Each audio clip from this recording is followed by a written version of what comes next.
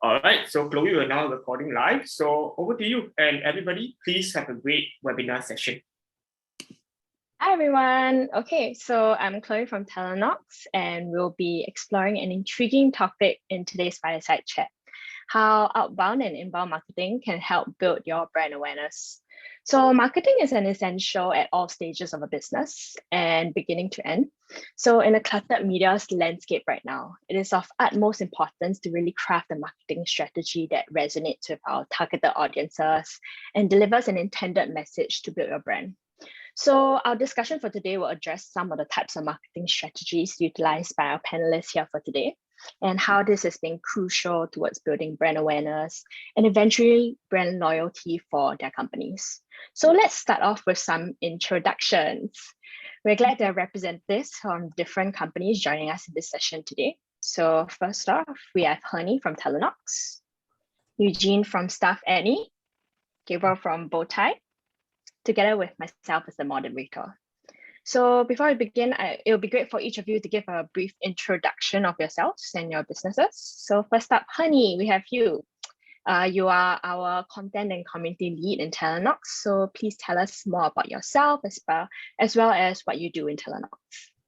Sure. Hi, everyone. So you may recognize me from the first Fireside chat session earlier. So for this session, I am your speaker as part of the panel. Okay.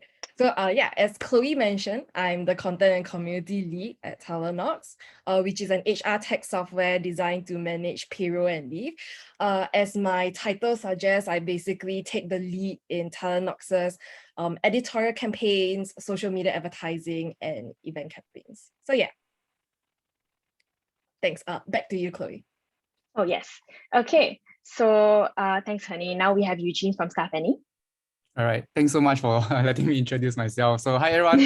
I'm Eugene from Staff Annie. So I'm the CRO, but I'm in charge of the entire revenue department, ranging from marketing, sales, and customer success. And for me, two things I love doing. One of it is reading. I always love to gain new knowledge. Secondly, is also to run. Right? So I always keep myself accountable to at least run 3 times a week, which I believe that a lot of people in the audience here will have this habit of running, especially during this COVID pandemic, right, where everyone is stuck at home, and that is probably one of the favorite hobby of everyone now. Yeah, I always see everybody running outside on the roads as well. So I also need to join them. Yeah. All right, thanks for that, Eugene. We have Gabriel now. Please share with us a little bit more about what you do at Bowtie. Sure. Hi guys, thanks for having me. I'm Gabriel from Bowtie. Bowtie is an insurance company in Hong Kong. What's so special about us is we sell insurance online. So we have no agents, we have no brokers. You have to go to our website to buy medical insurance. One thing interesting I was telling the other panelists is that today is actually a typhoon holiday in Hong Kong. The street is crazy, the strong winds, strong rain. But the thing is, you can't see an agent on this weather, but you can go to Bowtie website to continue buying your medical insurance if you need one, even under the worst circumstances. So that's us, Bowtie. Nice to meet you guys. All right, thank you for the introductions, everyone. So before we move on to the main content of our Fireside chat, I'd just like to welcome everyone here who has joined us to listen in on the discussion. So I'd just like to quickly remind everyone here that in today's Fireside chat, we'll hear from the panel in the first 40 minutes, and the last 5 minutes are set aside for Q&A section from the audience. So if you have any questions for our panelists, please do leave that in the chat feature, and if you'd like to, and who you'd like it to be addressed to as well. So we can come back to these questions later on in the Q&A segment. And now, without further ado, let's get the ball rolling with our first question of the day. So marketing is actually a core aspect of any business and definitely more complex than it seems. Inbound and outbound marketing are just some types of the different marketing strategies that a business can utilize to gain brand awareness. So as part of the topic today, there might be some viewers out there who are having trouble distinguishing between inbound and outbound marketing. So what exactly is the difference between these two strategies? So maybe Eugene, you can have the honors to kickstart this chat. Wow, yeah, so happy to be the first one to answer this question. So maybe in terms of inbound and outbound, right? Maybe one I would say high level understanding of this, right? Any of one in the audience here is getting married or have gotten married, or seeing your friends getting married now? Anyone? I can't really see the hand raiser, right? So maybe I just pin an analogy for you guys, right? So it's like, if imagine you are now currently working in a ring shop, right, or in a jewelry shop, right, then outbound marketing would be something like you going out to the streets and say, hey, this couple, come to my shop now, I'm going to sell you this ring, right? And why you need to buy the ring now, right? That's outbound marketing. Whereas for inbound marketing, it would be something like you are sitting in the shop and then suddenly a couple come to you and say, hey Eugene, I'm thinking of getting a ring for my fiance or for my girlfriend. Yeah, so I think that is the main analogy of, I would say, how can we understand the difference between inbound and outbound marketing. And I think two of the key things is that differentiate both of these is firstly on the need discovery, whereby, usually for inbound marketing, right, the customer will have already known the need or why they need a certain solution. That's why they come to you. And the other one is more towards for time to impact, whereby inbound marketing probably takes more time to nurture and educate the market. Whereas for outbound marketing, it's about, hey, I'm going to share with you like why you need to get married, right? So it's a very direct way of getting the result. Yeah, so that hopefully this gives you guys a better understanding of the difference between inbound and outbound marketing. All right, thanks, Eugene. Gabriel, Honey, do you have anything to add on to Eugene's answer? Or yeah, please feel free to add on if you I can go first. Any other comments. Yeah, sure. Well, I like the story, the analogy by Eugene. This is amazing. And I think one thing for us to note is the ways of inbound and outbound marketing is different. So the conversions and also the acquisition cost is going to be different as well. And this is something that's important to the marketer. It's not just the way you have to prepare your marketing materials or the marketing channels, but also to understand that because the conversion and implied acquisition costs are different. So you might want to apply the skills or the approach to different products from your shelf. If you have a product that's a very high buying intent, and you are not making a lot of margin out of it, then you might want to choose a way that appears to have a lower acquisition cost for you. Or otherwise, if you have a very highly customized product that you need a longer time to explain to the consumer, but by selling that, you're able to earn a bigger profit out of it, then you might want to pick another, perhaps inbound marketing in order to help you to get the right customers. So this is just some of the consideration around inbound and outbound marketing too. Yeah, thanks for sharing that. That was pretty good insight. Honey, do you have anything else to add to that? Yeah, I think first I would like to add that Eugene's analogy on outbound and inbound is really interesting. I never heard it described that way, but that's a really great way to put it. So I think if you look at it generally, outbound marketing, right, also known as push or interruption marketing, it's basically the use of marketing tactics to get your business or its message in front of people not necessarily searching for it. Hence Eugene's analogy on the shop and just bringing any customer in. So if it helps to give some examples of traditional outbound channels would be like TV, radio, newspaper, print ads, and billboards that are there for all to see. So Gabriel mentioning acquisition costs, this is where high acquisition cost comes in. So while outbound marketing kind of pushes a message to a wide audience, right? Inbound marketing is, you could say, magnetic. So rather than sending out like general messages to anybody out there that may or may not be interested, right? Inbound marketing kind of like allows you to attract those who are actively looking online for your solutions, which your product or service could help with. So the targeting in that sense is more customized, and in regards to acquisition costs, that tends to be lower. But yeah, hope that answers the question. Yeah, thank you so much. Yeah, so thank you all for the quick crash course on the differences and the similarities between the two types of marketing. So with this knowledge in mind, I think it's a good opportunity to understand exactly how inbound and outbound marketing can really help with boosting a company's brand awareness. So perhaps you can have each of the panelists share with us how your individual companies address marketing, whether it's inbound, outbound, both, or maybe other strategies as well, and how this has helped with brand awareness in the specific regions that you market in. So starting with Honey, could you share some insights with us as to the strategies that Talenox uses to help improve brand awareness? Yeah. Sure. There are actually many ways, that inbound marketing has helped Talenox build brand awareness and grow. So that includes SEO blogging, video content, and webinar marketing. So if I were to give an example, one of the inbound marketing channels that Talenox uses, and in fact many companies use as well, to boost brand awareness is social media marketing. Because like almost half of the world's population is on social media, right? And right now, social media platforms are becoming avenues that people go to learn more about brands. In fact, I think there's a global web index research that kind of showed that 54% of users today come to social media to research products.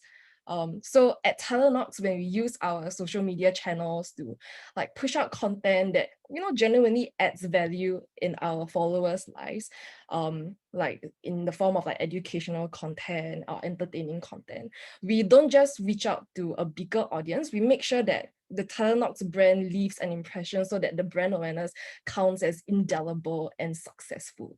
So even before Talenox, when I helped brands like Haagen-Dazs and Nestle push for product awareness through various inbound marketing channels, I would emphasize to clients the importance of educating and entertaining potential customers before they think about making a purchase. Because when you do that, you build trust and increase the likelihood that they will choose you when they are ready to buy.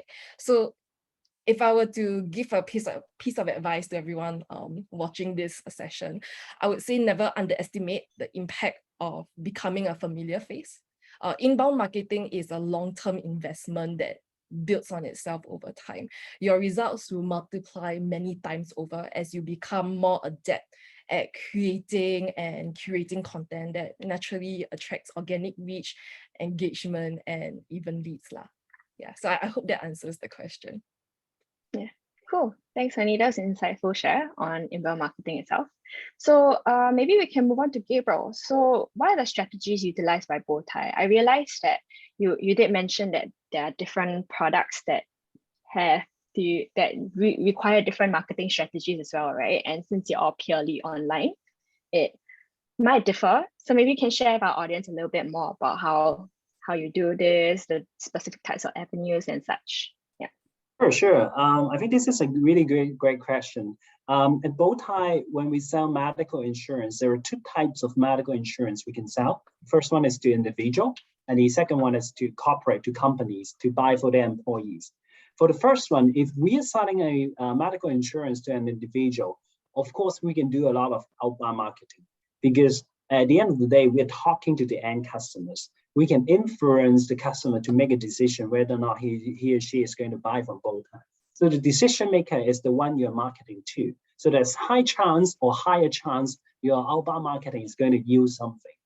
But if you're doing a B2B things, like us selling a company medical insurance, outbound marketing are actually less effective because you might not be reaching the HR at the right time, or you might not be even reaching the HR. You're just sending it to someone that's not looking after the product. Or if you're doing an ad on social media, when an HR at the point of seeing the ad, when he or she is not thinking for the company, she's watching social media, reading social media for herself only, then there's high chance she's not at the right point to think about buying an insurance product.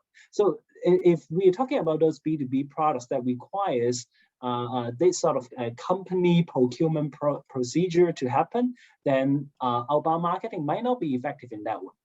But overall speaking, insurance needs a lot of trust building. So at Bowtie, we value a lot for inbound marketing, especially the content building, which I echo what Talenox did. One example is that last year during the worst time of COVID, we invest our whole content team and our doctors, medical doctors, to do a lot of COVID-related content. We educate people how to find the right COVID test kit, what are the COVID updates, and even produce some contents to teach you how to create your own hand sanitizer at home using limited resources and limited materials.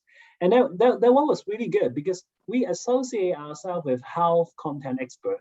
And to a point, I think it was August last year, our website were listed by Google as a trusted health content provider for traditional Chinese language. And that's just massive because we are a commercial entity and our website shouldn't be listed by Google as a trusted health content provider, but we did it. Although later on we wrote an email to Google to try to explain the whole thing, and they realized, oh, you guys are not a news publisher or something, so perhaps we should delete you from that category. But we're saying fine. Even until today, if you are looking for any health content or any COVID-related content and you type it in traditional Chinese with a location of Hong Kong, you will always find Bowtie on first page. And that's how we build a brand trust and create the future traffics for inbound marketing. Right now, I think we're experiencing 2 million unique traffic every month, just because we have all these health content, and that gives us the asset because sometimes outbound marketing could be, campaign based, one-off. If that campaign didn't work, you have no result of it. But inbound marketing is organic, it's long-lasting, and that's the way we see it. Cool. I'm actually gonna look it up, how to make hand sanitizer by myself at home now. I can send you the video. Yeah, sure. I'll be glad to see that. Yeah. I think me and Honey will get together and we'll start making hand sanitizer for the whole office already. All right. Okay. Thank you so much for sharing that with us. Well. Oh, sure. Got it. Thank you so much for sharing with us more about that, Gabriel. That was very insightful as well. And finally, we have Eugene. So perhaps you can share with us a little bit more about Staff Annie's marketing strategies and how you've implemented that. Maybe, a bit more about that. Thank you. Right.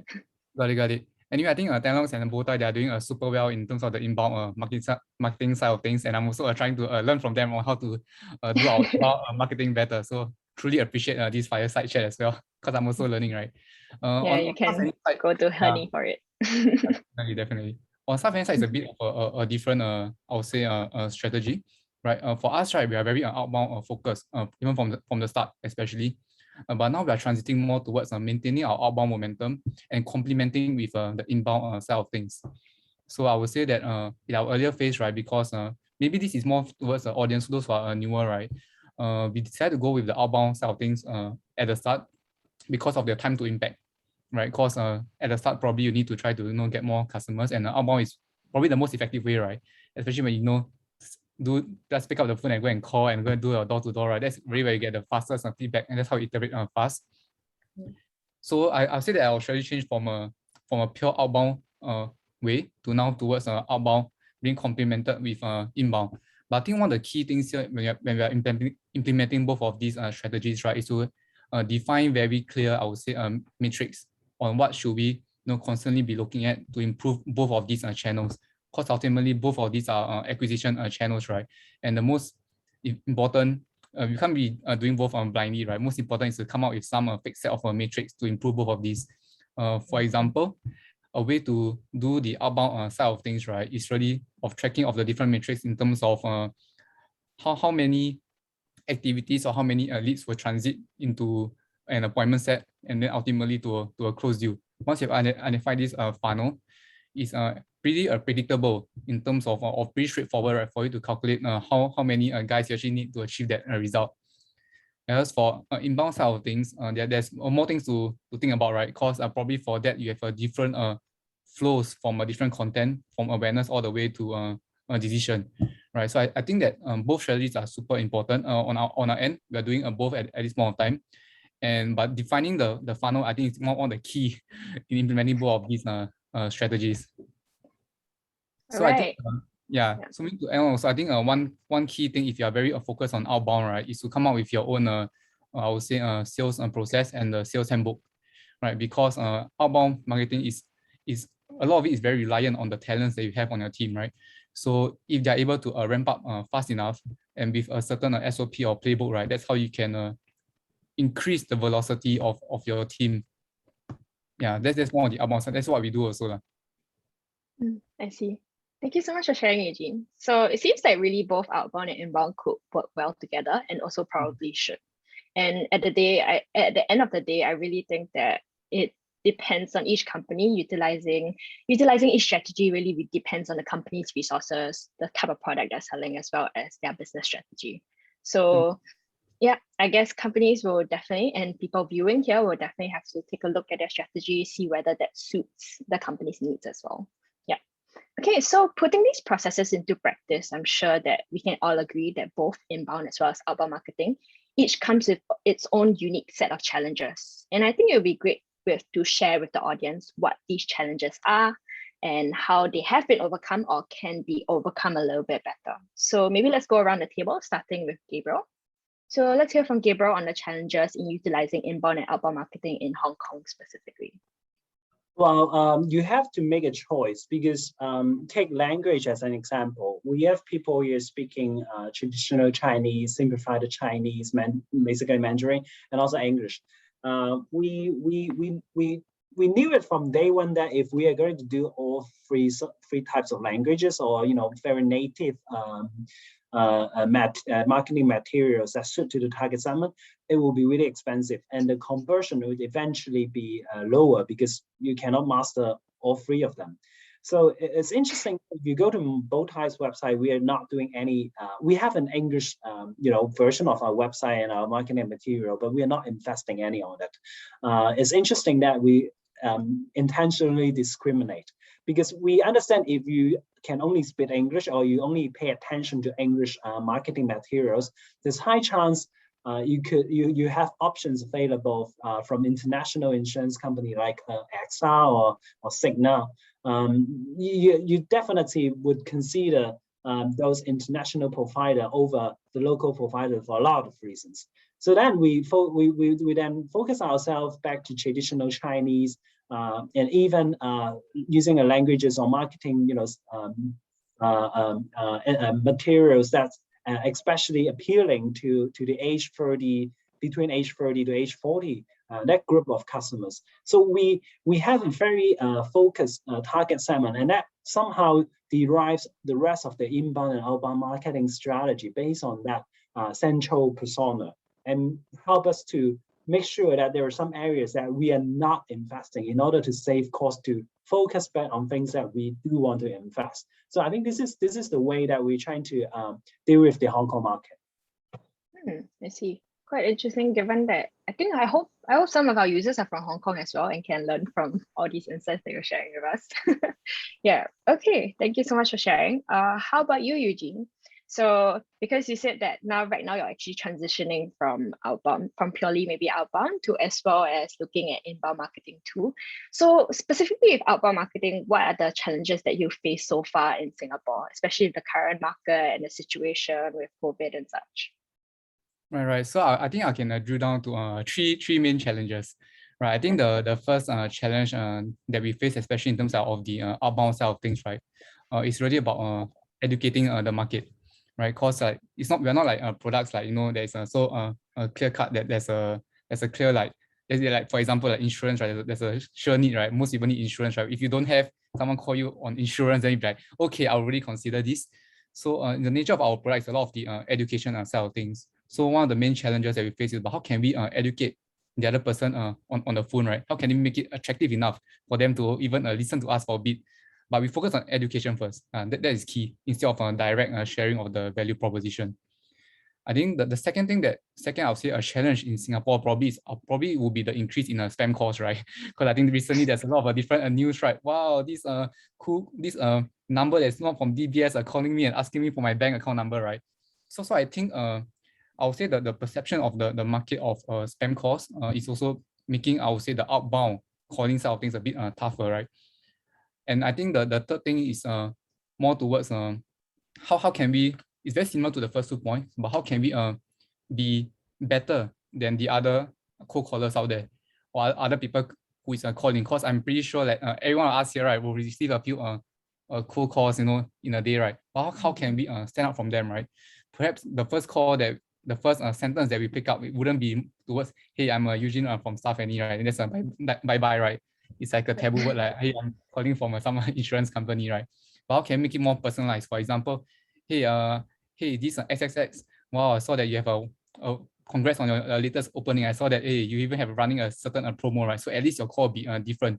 You contextualize the entire call so that you're able to have more conversations with them. Yeah, so I think to break down that 3 points into 2 points, I think firstly it's more towards how can you be different in every call. I think being different is a bit tough, right? Because you need to contextualize every call.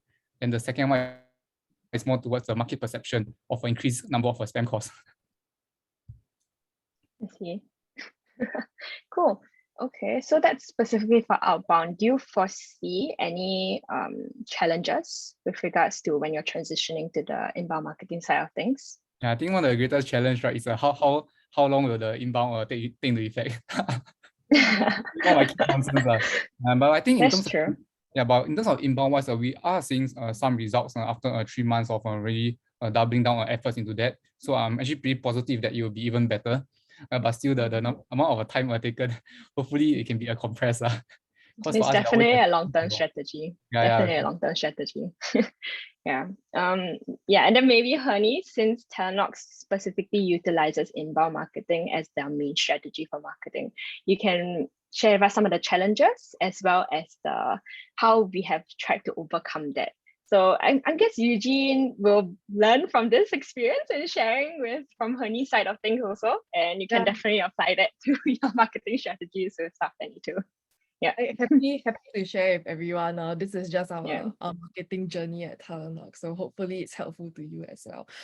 So yeah, I guess to answer your question, Chloe, first on our list of regional marketing challenges, is increased competition, whether it's inbound or outbound. I think like businesses that are operating fully or partially on the internet, they basically have an easy access to new markets, right? And that's great for us and businesses like yours, for the attendees who are watching. So the thing is, this easy access, Eugene had mentioned competition. This easy access to new markets also means exposing yourself to more competitors in inbound marketing. That's why it's such a long and taxing process. If you are trying to reach the new audience in a new country, you'll be competing for their attention with the local competitors over there. So this translates to not only having specific local competition in each new country, but also more overall competition in your business. So, and this consequently is something that like not all companies have the resources to face head on, right? So what can you do about it? I would say the most obvious and reasonable approach is to expand gradually. If you are a small company with like very limited resources, like Talenox, where we are in this situation, I would say trying to access multiple new markets at the same time may be too big of a strain on your company, especially when you don't have sufficient resources to penetrate so many markets successfully while fighting off competition. So in that case, it would be best to only select 1 or 2 new countries to expand to. And then once you've built a successful ground on it for marketing, you can move to the next one. That's what I would advise. You can also like perhaps consider looking for local partners like Gabriel and Eugene to help you expand each country through co-marketing activities, such as this one, especially if they will definitely already know the market and the audience. So that's one way to combat that. Yeah. Great. Thank you so much for sharing, Honey. Yeah, so leveraging on our partners is a great thing for Talenox so far, I think. We have really helped spread our network and our partnership networks, and as well, especially with co-marketing with all these different partners as well, right? It's really definitely helped to expand our reach and awareness for our brand. Yeah. Okay, great. So thanks for sharing, everyone. I'm sure our audience has really greatly benefited from hearing about your experiences in each market, as well as the challenges and how you've tried to overcome them. So now on to our final question of the day. So panelists, let's say someone asks you to go about creating a marketing strategy for their company from scratch. How would you actually advise them? What maybe would be your ideal of a marketing strategy? I know it depends on the product, depends on the specific market, but in general, just maybe you can give us a little bit of insight about how you would advise somebody starting from scratch. Yeah, so maybe we can start with Eugene. What exactly would you recommend? Right. Okay, so I think if you were to take a product aside, right, the thing that I will try to think of how I think about it, right, is probably the stage of the company, right? Let's say if someone is just starting out, right, I always advocate to go outbound first, right? Because ultimately, time is of essence in a startup, right? We want to get the result fast. If you want to fail, we're going to fail fast, right? And outbound is already the fastest way for you to get all the feedback and all the results that you want to get from your prospect, right? And that's how you can improve and further develop. Secondly, I think something that you might want to think about once you have discovered what's the price point of your product, right? Then is for you. Then you are able to determine whether are you able to implement outbound or inbound resources, right? Because usually for outbound, right, I think it's pretty costly, right? Outbound is a pretty costly process, and usually it depends on the ACV, the annual contract value that you're actually selling to your users, right? Or if the ACV, let's say, is less than 10,000 a year, right? Or maybe less than 5,000 a year, right? Then that might be a bit too low on the lower spectrum for outbound marketing, right? So I think these are the two factors that you might want to consider before you implement a strategy. Yeah, or thirdly, you can work with partners, right? Like Talenox and Bowtie, right? They are also they help you guys out also. Yeah, co-marketing. Yay. Okay, maybe we can hear from Honey as well. So what kind of strategies to specifically adopt, and what do you think a company can use starting from scratch? Yeah, sure. Happy to share. I think if you've been in the marketing world for a while, I think Gabriel and Eugene would probably know this. You've probably heard of the rule of 7.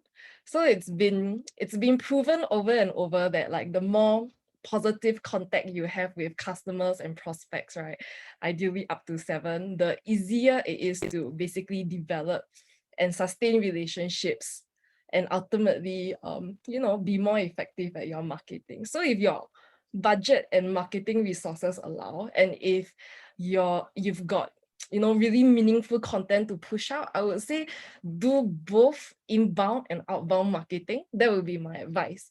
But if your budget and resources are limited, like such as at Talenox, but you do want to consider outbound marketing, just note that because outbound marketing is all about sending a message at scale, while inbound marketing has like has a more targeted approach that's a bit more affordable. So that would be what I would advise. So while the likelihood that at least like some people will convert from your outbound marketing efforts, right, that is high, it also comes with a high acquisition cost, as mentioned. So where cost is a concern, I would recommend that you keep in consideration inbound marketing, where you can flexibly determine your budget and also like fine-tune content to appeal to your best fit prospects. Yeah. All right. Thanks for sharing. All right, that's great to hear. So finally, we have Gabriel. Any final thoughts on this? Specific strategies, any recommendations for our viewers out there right now who are looking to start from scratch, maybe? Yeah. Sure. I actually echo Hani and Eugene what they mentioned, and I think they actually cover the most key considerations. One last thing is, if you're starting your business, first of all, I doubt whether or not you should think about marketing at all. Perhaps invest a little bit on your product first before you start the marketing. Otherwise, that will definitely be a waste of money. And second thing is, there are a lot of marketing channel that requires a minimum, justifiable investment. So if you only have just a few $1,000 US and then you start doing outbound marketing, perhaps you should just find out the context of your real prospect and then go to visit them at their office. Don't waste the money to spend on marketing if you don't even hit the minimum budget, because at the end of the day, a lot of the marketing strategy or marketing theories and marketing analytics were built by people who spend a lot in marketing. So those numbers or those tactics might make sense for guys who are willing to spend as much into marketing, but might not make sense for someone that's really starting their business. And in our early days at Bowtie, we just create a best product and then we send it to our friends and then we ask them to buy it. If they already have an insurance policy, they don't want to duplicate, just forward this to your friend, refer it to your friend, and that's it. And once we hit certain, critical mass, we then start thinking about doing billboard, doing a lot of those marketing things. So start small is the key. And if you really don't have money, do some free stuff like PR, like partnership. Co-marketing doesn't cost you a lot. Just you have to deal with finding the right partner, but it shouldn't cost you a lot. And these are the ways that you might want to consider in your early times. Oh, great. Thank you. That's actually, I think it'll be very useful for our viewers, everything that all of y'all have shared so far. So I think when it comes down to it, it's just specifically at which stage your company is in, as well as your budget and how much you're willing to spend on marketing at the moment. So based on those, the strategies that you do choose should be curated accordingly. Yeah. So we do need to bear in mind, of course, things like your company's product, resources, marketing objectives, and finally budget. So definitely select a strategy that fits your market and company goals well. Yeah. Okay, so well, thank you everyone, like Honey, Eugene, Gabriel, for all of the amazing insights so far during our chat today. We'll go ahead to take some questions from the audience. And so just a reminder to the audience, please do type your questions into the question box in your control panel. So let me just take a look for a moment if we have any questions at the moment. Okay, we'll just give it a little bit of time. If not, I do have some other questions for you because I'm curious today about marketing and inbound marketing. So just give me a moment and I will share with you some of the questions that I have prepared as well. Okay, so it looks like we don't have any questions from the audience at the moment, but I guess I can start off with asking some questions to each specific panelist. So maybe we can start off with Eugene. So is it more challenging to market to F&B businesses these days, considering the impact COVID-19 has had on them? Specifically F&B, I guess, because y'all are quite focused towards F&Bs as well. Yeah. Yep. So maybe I can address this in a two angle. I think it's both harder and also easier in a way also. So in terms of the harder side of things, right? Because I think because of this current COVID impact, right? There's a lot of opening, closing, right? Then I think the F&B operators they are more call up because they need to always react to all these kind of new measures or new changes. So in terms of the right time to reach out to them, right? It tends to be harder on the aspect.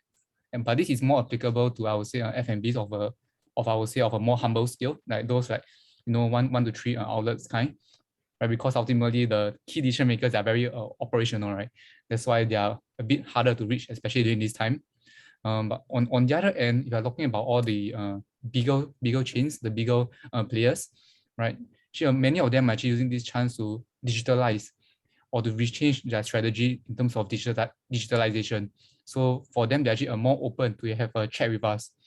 So I think that the challenges wise is more challenging for the those that are still humble growing up, right? While it's actually, but those who are more mature, right, it's actually more open and easier to actually get to reach them. I see. So digitalization has really helped to instead push. So the wave of digitalization has really pushed the interest towards all these towards your interest within the software itself for all these products, right? And cool. Something cool that we also saw, or I see over the past 6 months, right, is that there's a shift in demand, because now we can see more demand of staff in terms of in the healthcare industry, in the healthcare, and also probably in the retail side of things. So actually, because of a higher demand especially in healthcare, right, then that actually shifts our demand from a fully focused on F&B to healthcare and manpower outsourcing companies. Cool. Okay. Yeah, for us now, you're serving one of the vaccination centers in Singapore as well. Yeah. Do good for the country. Yeah. All right, I see. Then maybe I can move on to Gabriel. So thanks for sharing, Eugene. Okay, for Gabriel itself, so some of our viewers might be asking like what's next after brand awareness and after maybe marketing out to your customers, like helping like through inbound marketing, outbound marketing, these strategies have worked. There's brand awareness. What's the next step now in your marketing strategy? So what are the types of mediums you use, prioritize, and utilize to generate genuine leads? And why? The next would be after awareness would be the trust to build during the consideration phase. So design a first of all, you have to understand the customer journey of your target audience, and you have to understand what are the touch points that generates the highest leverage for trust building. Say, for example, in us, medical insurance, definitely something related to claims or related to seeing a doctor or seeing a medical professional would be something for us to invest in. So one crazy investment we did is we understand when people buy medical insurance, they're concerned about the quality of network doctors, or even ask the question that whether or not he or she themselves were able to find the right doctor for them to use. So we did a crazy investment. We invest some money and then we set up our own clinic in the CBD of Hong Kong. So there's a bow tie clinic with bow tie hired doctor, hired nurse, Chinese doctor, physician, physiotherapist, and also dietitian that we serve our customers. It's a clinic, but it's not, anyone can walk in and then use it. It's very beautiful clinics, very much like a cafe. But this clinic is by invitation only, and people will realize, oh, this is only for bow tie customers, and oh, that seems privileged. That seems like a VIP thing. So that's how we, leverage on it and then build trust. Of course, it's quite expensive to do that, but in return, we're actually getting revenue from the clinic. So this year we are thinking about expand it from 1 clinic to 8 clinics in different areas of Hong Kong. Maybe that makes sense. That start making sense as a standalone business model. So that's how we unlock some interesting, marketing pseudo business initiatives by understanding the customer journey. Cool.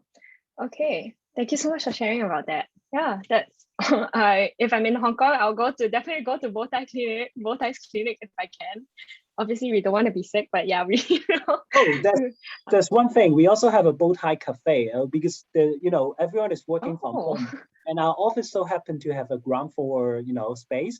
We convert that ground floor office into a cafe, and then we hire barista to serve coffee there.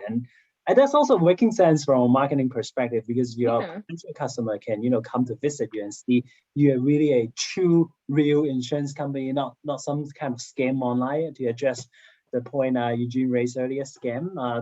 That's also a big thing in Hong Kong. Cool. Okay. Sounds like we'll try to use Staff Annie in the future. All right. Okay. Actually, we do have some questions from the floor. So let me just read that out. And I think this is addressed to Bowtie and Talenox. So great that Gabriel pointed out on focusing on the product before marketing, which means to prove conversion before pumping the top of the funnel. So for Bowtie and Talenox, when was it the right time? Yeah, maybe Honey, you can go first. Yeah. Sure.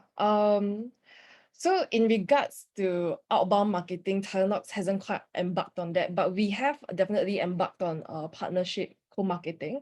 So the question mentioned like that there are companies that started to invest in partnerships at a later stage.